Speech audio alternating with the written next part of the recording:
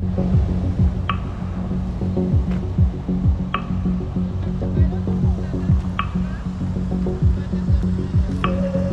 va avoir 2 minutes pour prendre les photos à l'intérieur de la scène. Donc seulement les journalistes qui veulent avoir accès à l'avion. Attention, il y a du sang par terre dans son nez.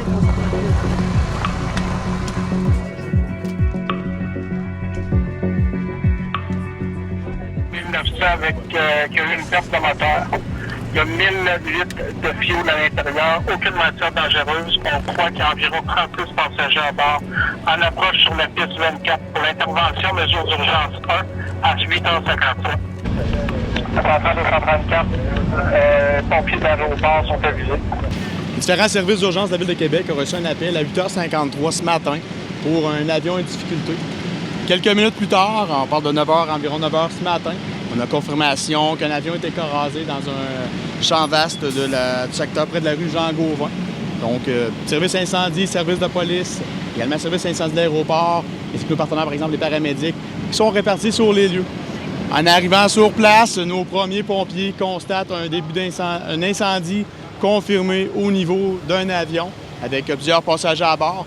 Donc, mousse d'extinction qui est appliquée car on a la présence de carburant au niveau du sol. Également, nos partenaires, l'aéroport de Québec, qui ont ajouté également de la mousse.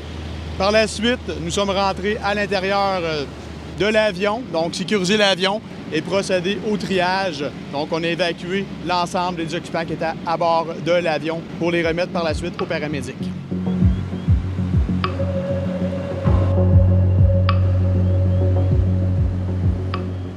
Comprenez que ce n'est pas seulement le but de faire un exercice. Il y a un côté très pédagogique à faire un exercice parce que les premiers intervenants vont agir sur des événements qui ne sont pas confrontés très souvent. Donc, ils vont agir, voir un petit peu à quoi ça ressemble, se faire déjà une idée qu'est-ce que leur tâche, qu'est-ce qu'ils vont faire. Ils connaissent déjà les plans dans lesquels ils devraient évoluer. Par contre, il y a toujours le côté pédagogique de venir dire que les plans n'ont peut-être pas fonctionné. Qu'est-ce qui est à corriger? Qu'est-ce qu'on devrait faire attention? Et qu'est-ce qu'on va faire à l'avenir? Fait que c'est le côté très pédagogique associé puis le côté formatif. Fait que les gens, vous savez, ce matin, il y avait un briefing où on lui disait « Vous avez le droit de faire des erreurs aujourd'hui. » On vient voir comment ça se passe. On vient voir s'il y a des éléments qui ont été oubliés ou des éléments qui n'ont pas été, on peut dire, donnés en formation. Donc, c'est un côté qu'on récupère de toute la surface par rapport à l'exercice.